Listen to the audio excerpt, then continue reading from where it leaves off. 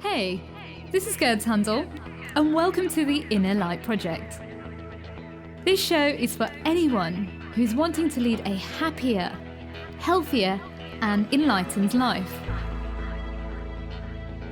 Create more self-love, inject more joy and abundance into their daily life. Join me for inspiring interviews and spiritual topics so you can shine your inner light. Hello and welcome to another episode of the Inner Light Project. My name is Gurds Hundal and this week is the final episode about surrendering. So every month we have a theme. This month is surrendering, next month is sobriety, and then so forth is resistance. And so this month we are ending this chapter talking about the power of really surrendering and coming back home to yourself and listening to that inner voice that we always had, we've just forgotten. And interestingly enough, this week is all about surrendering in the full kind of moon aspect. So last week we had the full moon. A week later is all about surrendering. So letting go of things that no longer serve us, letting go of things that we're holding on to, letting go of thoughts, patterns, beliefs, situations, or even relationships that are no longer serving us and helping us to grow, but also allowing ourselves to just be in the present moment. And we don't have to be chasing the next big thing. We can really be in the moment and allow ourselves to receive that wisdom and knowledge that we kind of need in this moment. And so with this person, she embodies so many different things, including surrendering. And I really want to honor that because what she went through is something that many people still haven't got over. And so she actually saw the Twin Towers collapse a block away from where she was working. And she talks about her own journey of how it took 5 years to overcome this and how she went back to her purpose and how she's now sharing her medicine and helping others to heal. And I think, oh my God, that is so beautiful. That's why I thought, let me introduce her towards the end of this theme because it's such a powerful episode. Now, Radha Metro-Midkiff is a life coach and director of the Integral Yoga Institute in New York. She's a certified yoga instructor since the age of 18 years old, and she teaches others how to lead a mindful life. Hi, Radha. I'm so grateful to have you on the show, and thank you for joining us today. Oh, thank you for having me. Oh, bless you. Well, I'm really excited to share your story because you have a very unique story of where you came from and what you're doing right now. So for the listeners, could you share what your life was like before you became a yoga instructor? Oh, yeah. Well, that's an interesting question because I was basically born and raised into yoga. So I maybe I remember a time before being a yoga instructor. I don't remember a time before yoga. Wow. My parents got into yoga and meditation back in the late 60s. They were studying with a teacher named Eknath Ishwaran out in California. And so they started meditating, they became vegetarians, they were kind of searching, looking around, they were hanging out with Self-Realization Fellowship and the Hare Krishnas and just a little bit of everybody. And then when I was about 1 year old, my father went to a lecture by Swami Satchidananda, the founder of Integral Yoga, and just immediately felt so connected to his message and his mission that then became our main focus, and we joined that community. And so I was raised in integral yoga. I did 12 years of integral yoga schooling. So I Wow. studied, basically was, immersed in studying yoga and how to integrate yoga into your daily life from the time I was 7 through 18. Wow. And then after that, had the opportunity to work in many different capacities within the integral yoga community, particularly at Yogaville in Virginia at our international headquarters. And then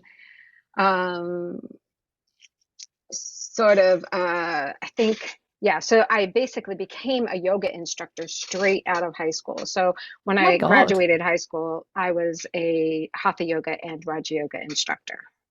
Wow. What a journey. It's so interesting because so I come from a background where meditation, I grew up with my whole life. And I didn't really understand it when you were a kid. So my parents are like, I come from a Sikh background, so Hmm. meditation was like in my blood.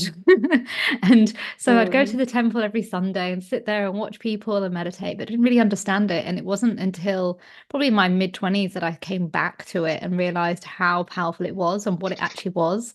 But I think sometimes, like when you're in something, you don't always understand it. But the fact that, from a young age, you were already immersed into it and you became a teacher, I think that's so powerful.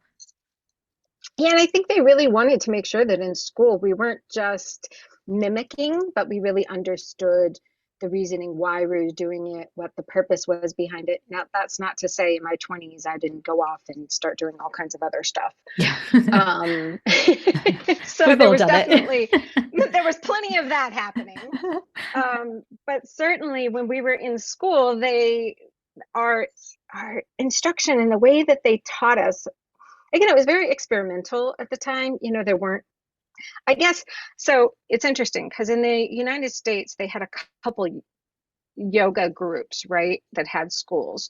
Okay. So there was Integral Yoga in Connecticut, and then Ananda Ashram had a school for a little while. And then interestingly enough, the only other people who really like had kids that they were raising kind of in this environment like that uh, were the American Sikhs, right? So the 3HO and Yogi Bhajan people. Yeah. Yeah. So their kids, they actually sent all to India to be trained. Oh my God. So we were really some of the only kids that stayed in the US and trained in this yogic environment. Wow. Wow. Was it confusing though? Because like you would, when you at school, like a different school environments and stuff like that, and friends that you might have grown up within the community, like, because in outside of that, was it quite confusing? So probably around like when I was about 10, I fell in love with theater. So I used to, we had like a local theater company with the school, with one of the local high schools. So I would go over and actually do plays and engage with other kids. I Wow. also had a lot of older siblings. So my older siblings had to go out into public schools because our yoga school didn't go that high at the time. Right. And so it wasn't so much confusing. I definitely think like for me, I grew up around the same group of kids. We went to school together sort of from like, day one all the way almost through high school. So we suddenly had our own identity. And there were moments that had a little bit of cultural shock for us when we integrated into different places. But we were also, we were a little exotic and interesting. And so I think in that sense, they looked past some of the strangeness. But even when in our junior year of high school, some of the kids wanted to go to public school. So temporarily they sent all the kids into public school. I Oh, spent about 3 months there before I was like, no, this is not for me. I need to go back to yoga school. wow. Um, but when we integrated in, uh, this was like in the 80s. And so the people were still really scared about yoga. They didn't know what it was. They thought we were a cult. So, the kids would transfer out of classes from us or cross the hallways when we would walk down the hall. And there was this thing like, don't look them in the eye because they're going to do some kind of voodoo on you. Oh my So God. I think that probably that was some of the hard stuff. Like there was a lot of, people would be like, what? Yoga, yogurt? Like, what are you talking about? And so there was a lot of Wow. misunderstanding. But for the Mm. most part, what I love is that in yoga, you have these tools that are naturally given to you on Mm. how to deal with people Yeah. of all different varieties and different beliefs and all of this stuff. So, it just gave us an opportunity really to be like, oh, they're not mean. They're not trying to be hateful. They just don't understand. And so we get to react with, compassion. And if they're being negative, we just get to disregard that negative behavior and just focus on loving them and being kind and, showing them who we are, which is not, some crazy cult sketchy people. I can imagine though, before the internet, how confusing people would have been. So I can imagine all these preconceived ideas, something that's a bit different. It's not in the box. then there must be something wrong with them. That's just how humans think, right? And so Oh yeah. So they really, and back then again, like there was not the exposure that people have now. yeah. And I think people forget that, yoga was not always popular. It's hard to remember, right? A time before yoga was popular Mm, now because it's so popular.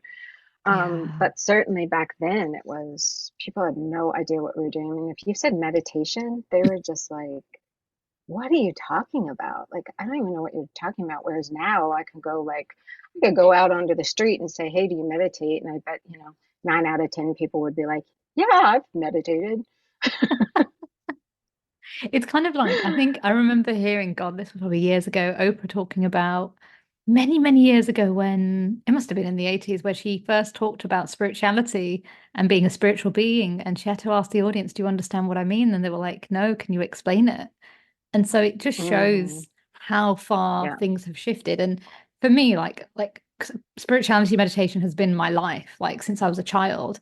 And so that's how I knew it at the temple, but then going to schools, like normal schools where there was hardly any people of color in the year, I was having an identity right. crisis because one place is saying be kind, be humble, the other place is greed, succeed. And it was like a constant battle between Hmm. right from wrong, and it was very confusing and complex. And yeah, it took probably, like I was saying, in my mid 20s where everything shifted. Um, and that's when I realized you can be successful, but you can have compassion. It was a very confusing time growing up for me, and figuring out who I was and my identity. And again, like I looked a bit weird. I had long hair, a long plait. I didn't cut my hair, like because that's some of the beliefs that you have when you grow up in Sikhism. And so I had that kind of like people looking at me and questioning me and being a person of color, like, are you allowed to go clubbing? And silly things like that. And you'd have to like explain, Right. are you having an arranged marriage? And I'm like, what the hell? Like, yeah, I spent my whole life explaining it, and I look back and I think, God, how naive were these people? Like, but again, it wasn't their fault. We didn't have like the internet, and I guess that was probably the first person of color friend they had. They'd never mixed in that, and so yeah, good on them for asking if they didn't know anything better. It's also funny because like you, I've spent my whole life explaining. And so now it's actually funny to me that I don't have to explain. So sometimes I start Yeah. explaining and people are looking at me like, I know what that is. And I'm like, oh, I'm so sorry. You're right. Like, this is a different world now.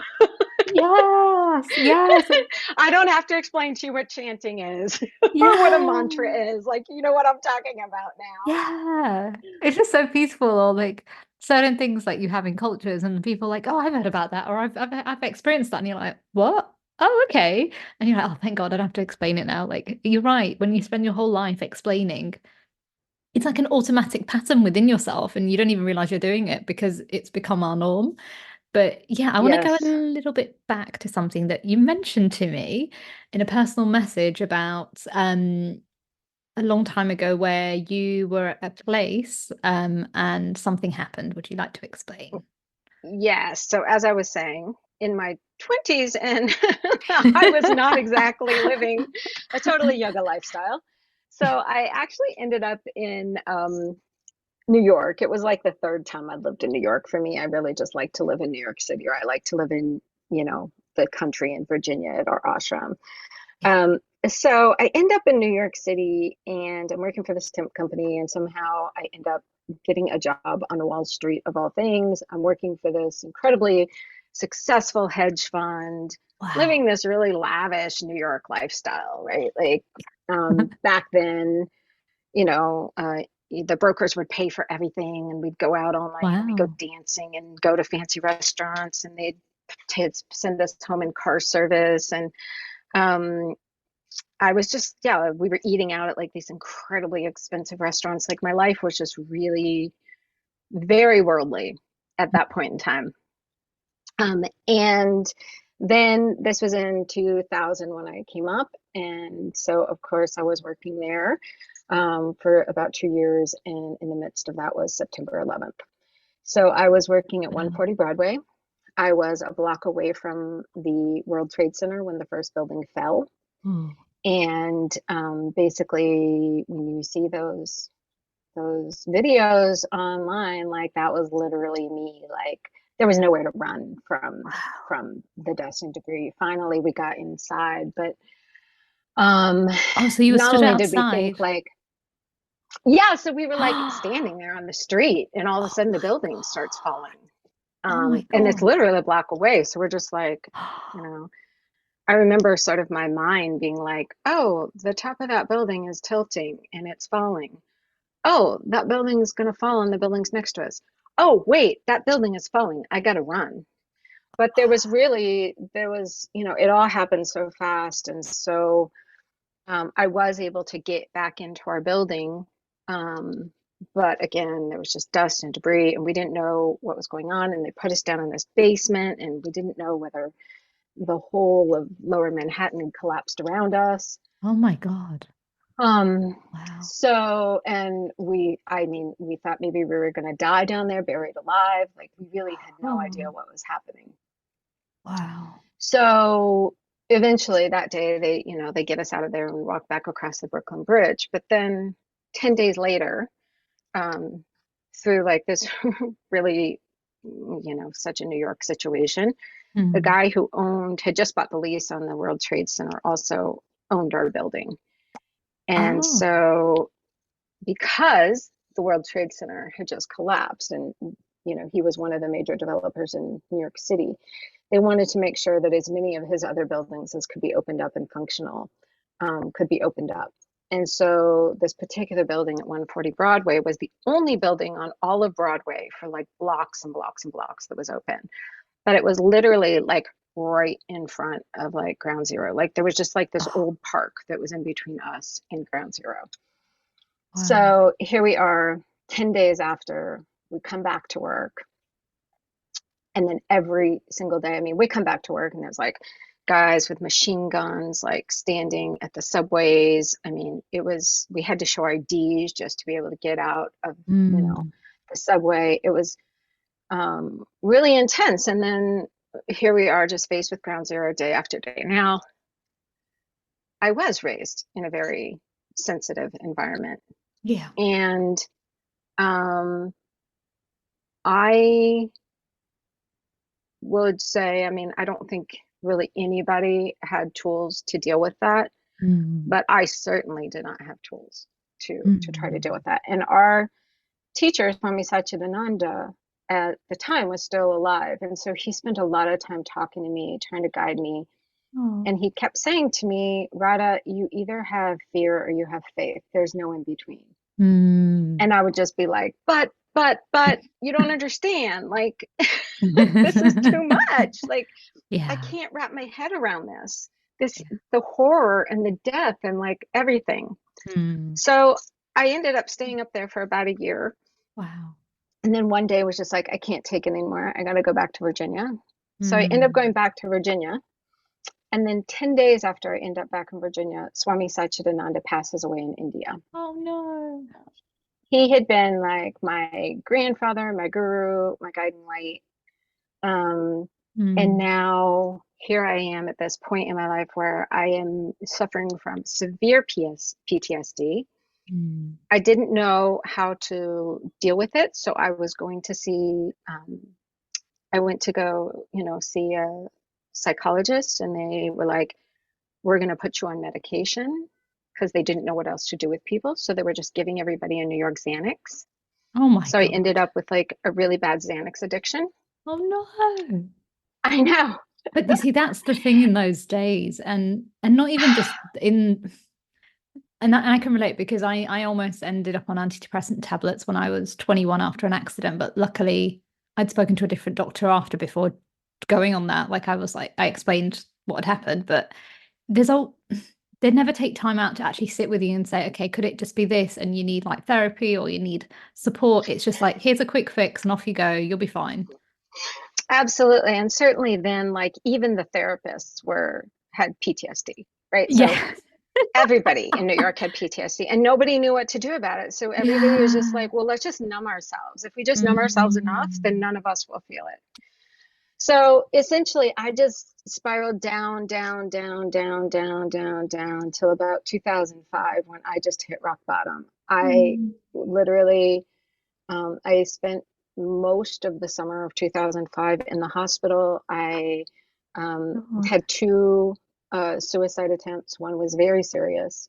Mm. Um, and I really just completely like, and the interesting thing was, and this is where my yoga comes in, right? Yeah. I could sit there in meditation and be 100% fine. I'd be like, I'm Mm. totally at peace. I feel so good. Everything's fine. Then I would get up out of meditation, and the minute I would engage my brain, because my mind at that point was so out of balance Mm. that it would all just go crazy. But I was like, you can't live in the world and just sit in meditation 24 hours a day. Like, that's not really possible. So Yeah. I just really was struggling, and I kept trying to tell everybody, like, I'm okay. Like, the witness still knew I'm Mm. not the body, I'm not the mind. I'm okay. But Yeah. the minute my mind got engaged, it was just like if your body is ill, right? At that time, my mind was ill. So there was really, it was like the mind just couldn't function properly. Mm. So basically, at the end of this summer, when I was like, all right, you know what? Like, my only job today is like kind of to stay alive. I'm just going to Oh. start from ground zero again. And Oh. I ended up going into DBT, dialectical behavioral therapy, which is based in Zen Buddhism. Wow. And they started talking about things like mindfulness and, um, how to emotionally regulate yourself. And as I was learning all this, I was like, wait a minute, this sounds familiar. I was like, this is yoga. And so as I started to recognize the yoga, I started going, hey, I have these tools. Why Mm. am I not using these tools to get myself back on track and to heal myself? Now, the other really cool thing that was happening about this time was when Western science really started getting pretty excited about doing studies and measuring now how meditation affects you, I how remember that. yoga affects you, like how breath is starting Yeah. to affect you.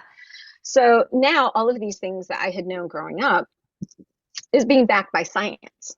So now you're Mm. going in and talking to a psychologist, and they're saying, I think you need to start integrating meditation into your practice. Mindfulness is something that's very important that you be practicing multiple times a day. And we're going to teach you all these mindfulness techniques. Mm. And so things started to just click, click, click, click, click, click, click. And I was like, I can bring myself out of this. I can heal from this. So it Oh. took about, I would say, 5, 6 years. Then I met my husband, and he was Oh. really a great support also to really help ground me and get me straightened out. But now I know that's a lot of story right there. But what was really powerful for me is I think if I had never gone through that experience, if I just like been raised in yoga and my life was great and happy and whatever, Yeah. I don't think I could as practically help people as I can now, because now for me, I know that if you make these teeny tiny changes, you can affect your depression, your anxiety. You can heal yourself from PTSD. You can move forward.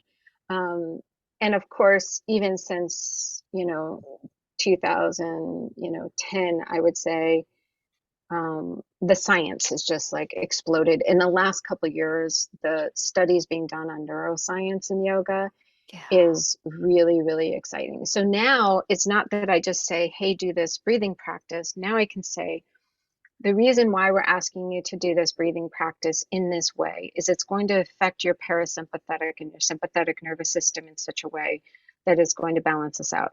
I'm asking you to do this particular pose because when you do this pose this way, it's actually going to boost your serotonin and your dopamine and reduce your cortisol.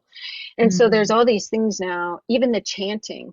We know that like when you're humming Om, right? Yeah. That Yeah. actually vibrates from like your thyroid, first of all, which is such a huge controller of all the hormones in your body. Oh my God. And Yes. it's toning your thyroid, but also the way that it vibrates in your skull is actually like vibrating in your brain and creating like these little electrical impulses that can happen.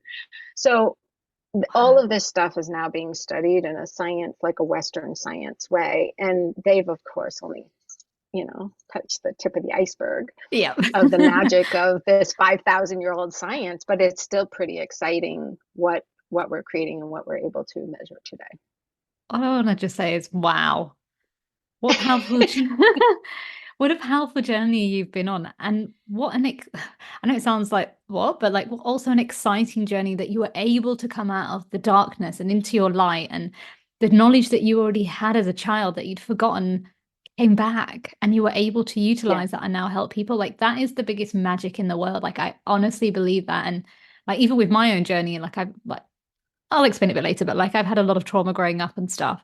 But that's why you're amazing at what you do and why I'm amazing at what I do. Because when you have experiences like that, you are able to help people easily than say you read a textbook. There's a lot of therapists, yes. coaches or healers or yoga instructors who've never experienced that deep level of trauma that you are able to help people with, and the same as myself.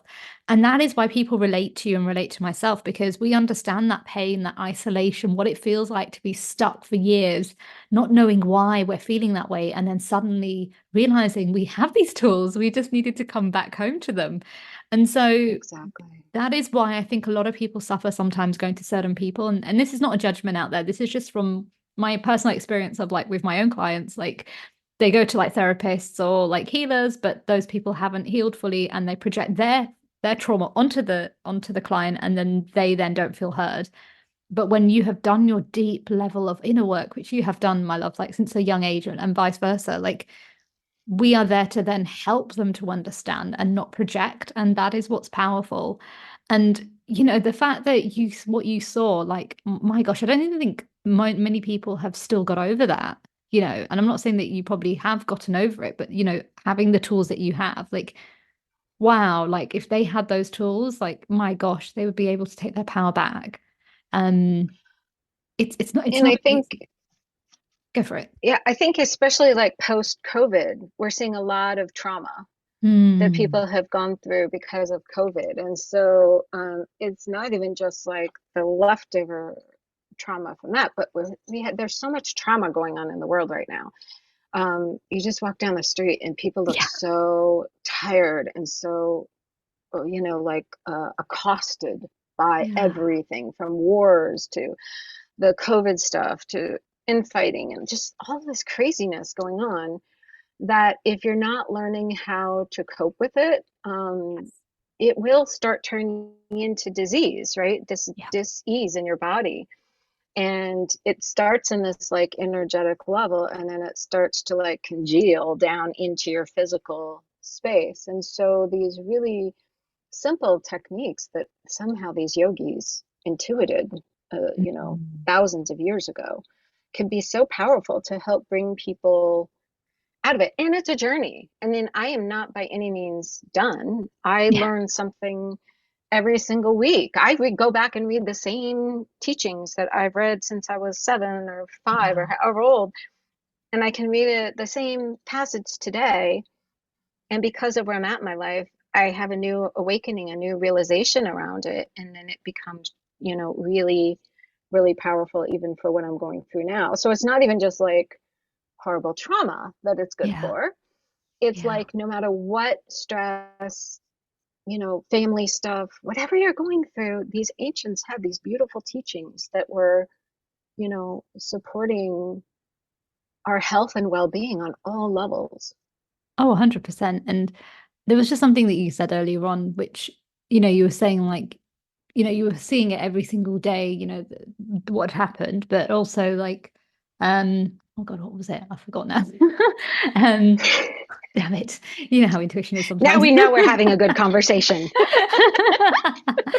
Exactly. Oh, what was it? Oh yeah. So you were saying you were finding it hard and like letting it go. It was because you're an empathetic soul, and when you're an empath and you're Yeah. highly sensitive, it's not just your pain you were taking on everybody else's pain that was around you in the building or wherever you were in that vicinity. And so naturally it was going to affect you on a deeper level until you knew the tools of how to protect yourself and how to transmute that. So, yes, yes. And what's so fascinating to me now, right? So I when I left in 2002, I was like, I am never going back to New York, not in a million years. Like that place burnt me. I Mm. want to have nothing to do with it. I have no intention of living there. Then fast forward, I do all this work on myself. I end up going into like, I end up getting a degree in business. I go to leadership training, all of this stuff that's sort of shifting and changing stuff in my life, bringing me to a different level. I'm literally sitting in my own home, minding my own business in Virginia, and the interim executive director of our yoga center in New York reaches out to me and says, we need a new executive director. You need to come live in New York and take on this job. And I was like, not on your life. Are you out of your mind? I'm not going back to New York. That's crazy.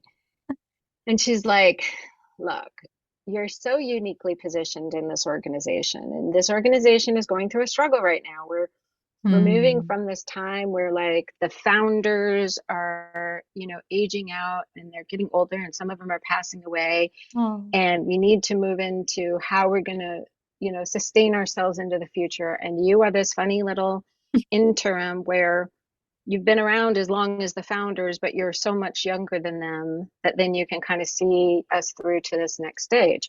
Mm.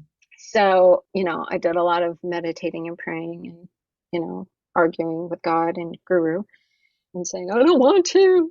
But I end up moving back to New York with my husband and my dog. And so one of the fascinating things is the biggest lesson that I have had to learn in being in this job and this time in New York is again about fear and faith.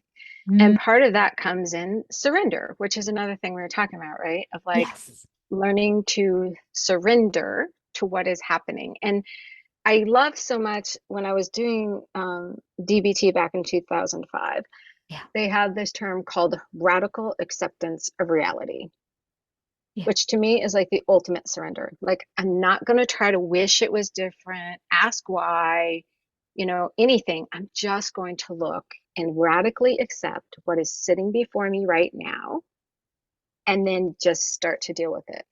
So, Mm. in this journey, over the last 2 years, I was listening to a podcast of Swami Satchidananda one day. I've listened to him thousands of hours of him talking, right? And every Wow. time, when the right thing comes, it just comes.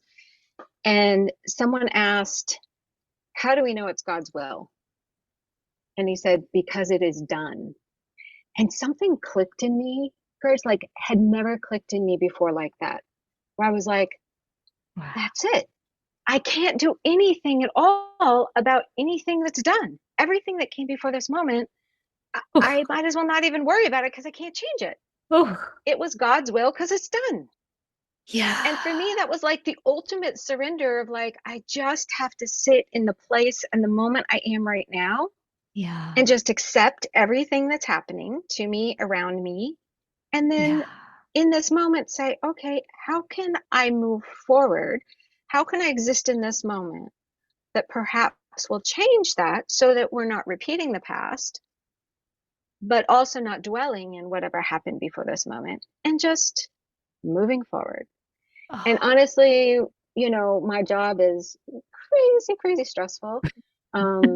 Being it's like being an entrepreneur, but having a bunch of yogis involved too. And yogis, uh, I think we spend a lot of time analyzing our own minds and awareness, and so it also um, creates a lot of opinions in ourselves. So even though like everything has been so challenging, people are like, Rada, how are you still smiling and laughing and joyful and, okay? And I'm like, because it's just that surrender of like, well, it's Yeah. done. Yeah. I can't do anything about that now. Yeah. So I made a mistake. So I mean, big stuff happens sometimes, like teachers don't show up for classes. And I'm Yeah. like, oh God, now we have to cancel the class and all these students are going to be so mad. What am I going to do? I could get really stressed and worried about it. Or I Hmm. could say, this is perfect. It's done. I can't undo it. I just have to go be compassionate, loving, see how I can support the students in this moment, and then just move forward. Yeah, 100%. And And it's a pretty great way to live, I have to say. yeah, no, it's beautiful. And that is the theme of this month. It's all about surrendering from within. And oh, it's just so fascinating, like how everyone who has been on the show this month, it's taken them to go through severe like darkness to get into the light, to really just Mm, surrender into the moment and say, fuck it. It is what it is. I can't do anything about it. I can't control it. I trust in what is happening right now and just allowing it and receiving what the medicine is there. And I really relate with everything you're saying, rather, because like my personal journey, I grew up with a lot of health conditions. I had eating disorder, I had depression, I had anxiety. I saw external family members go through mind health issues that nobody should ever see at a young age. And, mm, but it's my journey, right? So like I don't, mm-hmm. people go, oh, and I'm like, but it's fine. Like it's my journey because I wouldn't do what I Right. do now.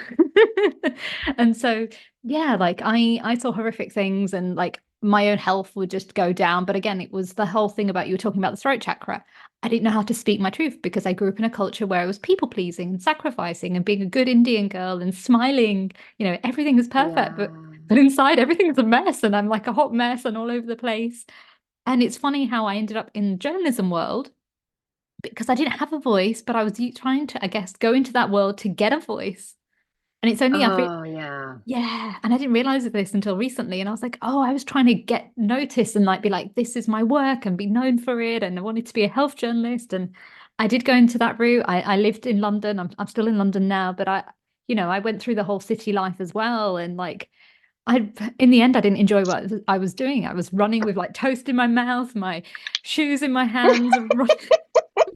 You should have seen me. I was a hot mess, like I've running had to that work, toast in the mouth experience. I know that one.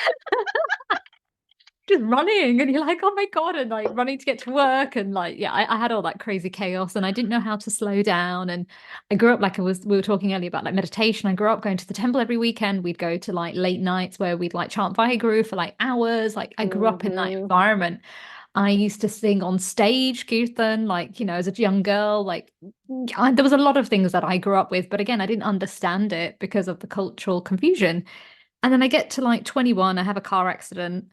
I have short-term memory loss, kind of ignore it because I'm Gurds and I can toughen up. And that's how I was raised. You toughen up, you get on with it. Kind of like how yourself, like you got on with it. You didn't really notice what was going on. And then several months later, I couldn't tell you how many hours of sleep I had or what I had for breakfast. Went to the doctors, didn't say I had a car accident 3 months later, tried to give me antidepressant tablets or go see a therapist at that time. I refused because at that time I also worked, it sounds really weird, but I worked in a pharmacy whilst I was studying journalism. Very strange. Oh, yeah. And so I was seeing these things. I'm like, no, I'm not depressed. What are you talking about?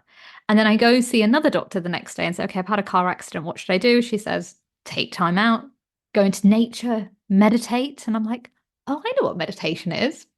Kind of, but not, but also do yoga. And my mum taught me yoga from a young age. She like had these like ritual Hitterman books back in the 80s. And so I used to follow her as Whoa. a child. Yeah. So I was doing yoga from a young age as well, but not the proper yoga, but I was just following what my mum did. Hmm. But she was always like, ground yourself, ground yourself. And I'd be like, what are you talking about, woman? Like, ground yourself. Like, when you're studying like journalism and you're running around, you're just like, yeah, whatever, mum, you know? And so Right. yeah, I'm going on this journey of like trying to find myself. And I get to 25, just before my 25th birthday, I have a cancer scan and made redundant. And I go to the Oh. hospital and I'm like sat there like you have the victim, like, why me? What have I done to deserve Hmm. this? And I hear the words, you created this. And I was like, what? And there was nobody in the room. And it literally was God, universe, whatever you want to call it, high power talking to me. I ignored it. I get misdiagnosed. I run out of the hospital and I hear it's time to heal. And I just never look back. I left a whole career in journalism. I followed my path, did so many different things that lended me, like ended up in the role that I'm in now. But even then, when I'd done Wow. deep work, it's 11 years I've been doing the inner work. And gets to 2015, running around, like you said, like business, learning everything about business and like building everything up, working with young people, doing everything I possibly can. And then my health goes downhill and I have a kidney problem. But it takes two Mm. years to find out I have a kidney problem. Still living in London, energy is affecting me, like you're saying, like the energy, and I don't know what's going on with me. I go on stages speaking and then I'm collapsing. Don't know what's going on. Mm-hmm. Find out I was born with a kidney defect 2 years later and have to have an operation. There is a long story. We could talk about this forever, but basically, in a short nutshell, all these darkness things were happening to get to where I am now. And I had to go through all these painful situations so I could help people to really understand their own past and their trauma so they could finally find the light in themselves. And I kid you not, it's the biggest blessing of my life being doing what I do, because I help people now that have spent their whole life in trauma and they heal everything within 4 months, or a 5 hour Mm. session that we do. But again, it's not me doing the work. I'm just guiding them like yourself. I guide them and then they do the work. And, that's the power of when you go through darkness, you're able to help others into the light. And that is what you've been doing. And that's what I had to do as well. Surrender. We both had to surrender into the light and really come back home to ourselves and use the tools that we grew up with that we'd forgotten Yes. to help guide people. It was there. It was always there. But yeah, just, Oh my gosh. So yeah, true. yeah. Yeah. But I really want to talk to you about how can you tell how can you tell when your chakras are out of balance, and how can you heal that? So let's talk a little bit about that. But what I want to also, so okay, so let's preface that. So one of the things that you can tell about chakras being out of balance is it starts to give you little indicators. And you don't have to know a lot. For me, yoga is best done when you keep it simple. Hmm. So I think that people start to believe that you have to do some big thing to heal yourself, to get better. It is a challenging journey. It can be a long journey, Yeah. but it also can be a very simple journey. And Hmm. so I think people psych themselves out and think it's going to be like, I have to go do like 3 hours of yoga every day. Um, but the truth is like our chakras are these energy, um, uh, like sites in our body, right? And illness starts on a energetic level. So at Yeah. first it starts like in these electrical impulses that are going on. So we have these like thoughts that are just these impulses, and then the thoughts like kind of solidify and they start sending messages down through our bodies. And but even more subtle than the thoughts is like this energetic system that we have with the chakras. So most of the chakras, we have these 7 different chakra centers, and I'm not going to go into every single one because I think there's a lot of information that people can just like Google chakra and they can see all the different chakras and where they sit. But what I would like to say is that if you are noticing something physical in your body, then that's when you would want to go back and kind of look at the chakra that might be associated with it. So, like Hmm. we were talking about, one thing is there's 2 that are very common for people. I've been People can relate to, like, if you've ever been crying or really emotional or really upset, or you're in a fight with somebody, or somebody's just like broken up with you and you're heartbroken, and you try to say something and like it's like words are stuck in your throat. We even have a term for that, right? The words are stuck in my throat. Yeah. That right there is a perfect indicator and an easy way that most people relate to of like how you can know your chakra is stuck. So that is your Hmm. throat chakra, right? The energy got stuck in there. You're not able to speak your truth. You're not able to speak up. It's literally getting stuck in your throat. Hmm. And so what we want to do is try to heal that and clear it out so that that does not then turn into more serious issues like thyroid, Hashimoto's, right? Thyroid cancer, sore throats. Oh, sore throats are a big one. I lose my voice actually quite often, You know what's interesting? You saying and that. it's Sorry, I was just going it's to say you. because Yeah. often in my role, Yeah. it is a balance between me being authentic and vulnerable, and also respecting the position I'm in.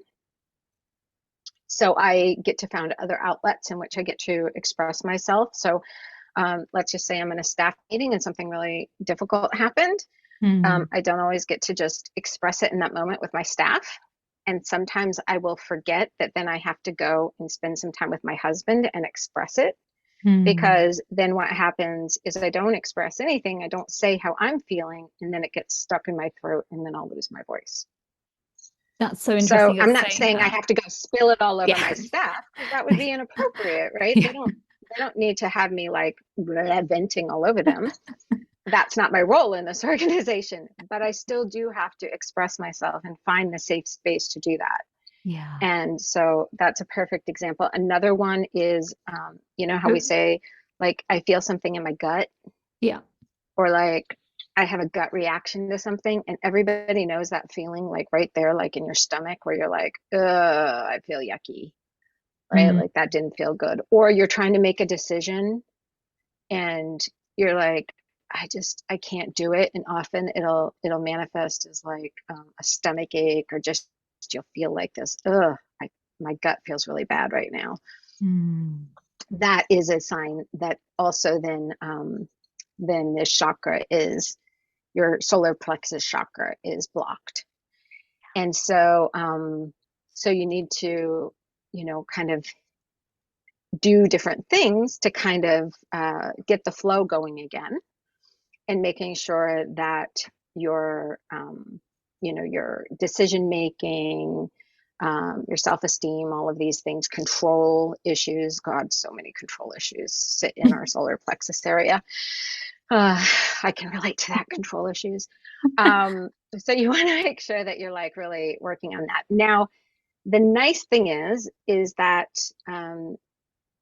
the solution for clearing the energies can also be very simple. So there's a couple ways you can do it. Is when there are specific meditations that you can do and sound healings you can do, um, that you can even like YouTube, hey, chakra meditation, or Google something. But I say it's very intuitive. So I would say, like, particularly when we start talking about things like grounding, aromatherapy, stones and crystals, affirmations, things like that, to Yeah. start realigning the electrical stuff in your system and also clearing these chakras. It's pretty easy. It's like, does a color resonate with you? Are you all of a sudden like, gosh, I just really want to, like, if you're sitting there looking at a bunch of stones and there's one of a certain color that's really resonating with you, pull that up in Google and say, okay, which chakra would be green? Because this Mm. green stone is really jumping out at me and I really want to hold this green stone. So that's part of like trusting our intuition and knowing that our bodies are have a built-in knowledge for healing themselves. We just have to trust. Another great one is aromatherapy, right? You don't have to know all the things about every scent and what it's going to do and how it's going to work on your system. Just find the thing that smells good. And if you find the thing that smells good, chances are that's exactly what your body needs. And so just, resonate and gravitate towards that smell, create that smell in your body, create that smell in your life. Um, and then another really simple one that takes virtually no effort, although a little bit more effort for those of us in cities, is grounding. And Mm. grounding yourself in nature is really important. So literally, you get to go to a park, take your shoes off, and just put your feet on the earth. And about 15 minutes of grounding can really just change all the electrical impulses in our system and really make sure that our energy is moving, through all these chakras and everything in a really uh, clear way. And that one's nice because you don't even have to know anything or do anything. All you got to do is just take off your shoes and put them on the earth like we were meant to, right? Yeah. That's like a no-brainer. It's so interesting with what you're saying because, like, the throat chakra, I've noticed, and when I worked in the pharmacy whilst I was studying, like, so many people had coughs and colds, and their throat was always aching, and certain people would come back for like lozenges and things like that. And I grew up with a lot of throat like colds and sore throats and stuff. And it was not until I started speaking my truth that it stopped happening. And I was like, Yeah. whoa, like that is so powerful. And I've noticed with women as well, a lot of the time they have a lot of coughs and colds is because they're holding back. But I know that's to do with pleasing patterns, and that's deeply rooted, that's generational. And we are at a time now that we're healing that. And so it's so important, like you said, to work with those chakras and the colors to help you to take your power back in certain areas that you weren't able to take your power back. Yeah, and as with anything, you don't have to make it really complicated. Like, one Yeah. of the magical parts about breathing that I love so much is it just takes 30 seconds, 30 seconds of Mm, deep three-part breathing to start to reverse the stress response. That's yeah. it. You Yeah. just have to start changing something for like a set, like 30 seconds, a minute. Yes, there's benefits in doing full yoga classes but one of the cool things about yoga and stress is like as long as you do like um, a forward bending, backward bending, inversion, and twist, you're Mm. actually going to get a huge amount of the stress relief benefits that a full yoga class would give you. It's not going to stretch you out. It's not going to make your muscles, whatever. It's not going to work on your whole digestive system. But for the purposes of stress, anxiety, depression, starting to change your dopamine, your serotonin production, things like that, it can be as simple as like a minute or 5 minutes. It doesn't have to be hours and hours and hours long. Wow. Yeah. We are coming towards the end of the show. I've just got a few more questions. And Okay. it goes fast time. um, like it's almost an hour. Like, where did that go? I know. It went so fast. What are your five top tips for someone who wants to like accelerate their spiritual growth, but they don't really know where to start? So I would say, you know, sit quietly. That's a beautiful place to start. Just sit quietly. Be quiet. You don't even have to know how to meditate.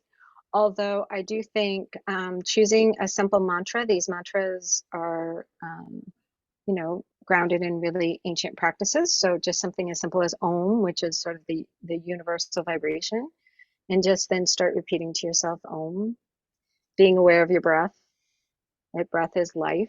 Breath is so important to us. Hmm. And then starting to, one of the beautiful things that we practice in yoga, it's called Pratipakshabhavana.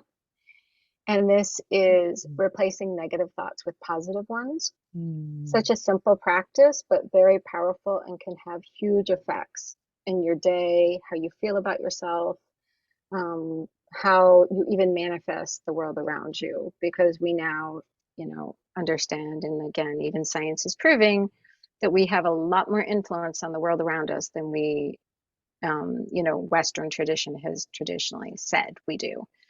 So Pratipakshapavana basically means you take a negative thought and then you turn it into a positive. So let's just say you wake up in the morning, you look in the mirror and you're like, oh God, I look awful. You're going to switch that around. You don't have to believe it. You don't have to think it's true. The magic of this exercise will do the work for you. All you have to do is look in the mirror and say, stop. I look wonderful. Hmm. It's that simple. And you just start practicing that every time you see a negative thing arise. Um, that person is so stupid. But stop. That person is brilliant. Hmm. And it really just something so simple. And again, there is science behind this, but it's a practice that is, these yogis 5,000 years ago knew can transform your life. So for me, I think like starting with just really simple, doable things. Like some people say, like meditate for 30 minutes, 3 times a day. I'm like, meditate for 3 minutes. Yeah. If you can get 3 minutes of meditation, and again, don't force yourself, do things that feel good. Like if it feels bad, I'm not saying if it feels challenging, that's different than bad, Hmm. right? So it's okay for things to feel good. It's okay for us to do things that feel pleasant. And sometimes we misconstrue that for things that we think are pleasant because they give us a certain reaction in our brain, like eating a donut feels really pleasant in that moment, and it is. but Yeah. it helps to understand why it feels pleasant Mm. because of what's happening chemically in our brain. And then when we start realizing like, oh, I can get the same reaction Mm. from holding my breath in different Mm. areas. So sometimes when you hold on the inhalation, you get a certain reaction. And sometimes when you hold on the exhalation, you'll get a different reaction. And so you Mm. actually can change what's happening in your brain just by how you're breathing. And believe it or not, it's a lot easier to do than eating a donut. And don't get me wrong, I still eat donuts. I love donuts. But I also know that if I eat too many donuts, I'm not going to feel great afterwards. True. So, True. but with breathing, I never don't feel great. And I get the Mm. same reaction because I can boost my dopamine by breathing in a certain way rather than just eating a donut. Yeah. Yeah. One more? Sure. So the last one is be kind to yourself, Hmm. right? They we are born on this planet with one thing. We will leave this planet with ourselves. Everything in between is a bonus, but at the end of the day, ultimately, your one responsibility that God brought you into this, or God, universe, whatever higher power brought you into this world with, is you. And the one responsibility you will have and the thing that you will leave with at the end of this life is you. So that Hmm. means your soul, your mind, your body. Um, and so remember that, to just constantly be like, we want to serve other people. We want to serve our children, our spouses. We want to take care of everybody else's joy and happiness and emotional well-being. And often we forget that ultimately our one responsibility is our own selves. Hmm. And for me, the first place to start is by being kind. Like years ago, I started practicing this again, using the Pratipakshibhavana when the negative thought would come up. Um, just saying to myself, like, would you say that to your best friend? Would you say Hmm. that to your boyfriend? Would you say that to your mom? Whoever it is, would you say that to your dog? Whoever it is that you love most in life. Don't say anything to yourself that you wouldn't say to them. And if it does come up, immediately reframe it in using the turning the negative into a positive. Oh, that's beautiful. And what are you most grateful for? What am I most grateful for? Oh, that's a difficult one. I love gratitude. I guess because I'm in this moment with you, Gurds, I'm going to say you right Oh, bless you. now. Oh, bless you. And what shines your inner light? What shines my inner light? Um, I think for me, it is definitely my connection with my guru. I think Hmm. having a guru and a teacher, and that guru disciple relationship is really beautiful. And I feel very blessed to have that. Um, and so for me, that really, uh, yeah, that really lights me up. And in my moments when I'm struggling, I feel very fortunate. And that doesn't have to be a guru. Like if somebody else is like, oh, I don't have a guru. It Hmm. can be any teacher for you. So many people find that in Jesus. Many people find it in reading poetry of a great poet, right? Or great literature or art. You can find that wherever it is, but for me particularly, it comes through my direct connection with my spiritual teacher. Oh, that's beautiful. Thank you for Radha for being on the show and really like coming back home to yourself and showing people that anything is possible and that with the right tools and the right support, we can get through anything in life. Thank you for having me. This was really delightful, and it was great hearing about your story too. It's always wonderful to meet fellow travelers in this journey to self-awareness and self-love and joy. Bless you. What an amazing episode with Radha. It's so, so important to allow ourselves to surrender and listen to whatever we're feeling. Remember, when we feel, deal, then we heal our trauma. When we allow ourselves to go in the deepest, darkest wounds of ourselves, we then finally set ourselves free. We allow ourselves to not be judged. We allow ourselves not to feel ashamed. We allow ourselves to just be who we're meant to be in that moment. And when we feel our emotions, we can finally set ourselves free and we can finally move forward with a different story for ourselves and what we went through. You know, we have every moment to take our power back, but it's all down to us. Unfortunately, that's the end of the show. If you're struggling to transform trauma and learn to trust yourself so you can powerfully move forward in your life, I do have 2 programs which can help you. And you can learn more about this at gurdshundal.com. And you can click a link where you can fill out a complimentary form and you can speak to me 45 minutes and we can see how we can help you to really take your power back and really live the life that you're here to live and meet your highest self. And also, I want to leave you with this quote. When things get tough and our body starts to react, we need mindfulness to reset our internal North Star. That's a quote by George Mumford. Take care, my sisters. Bye. For more information about the show or how to trust your inner light, visit my new coaching program at gurdshundal.com. And remember, stay happy, stay healthy, stay lit.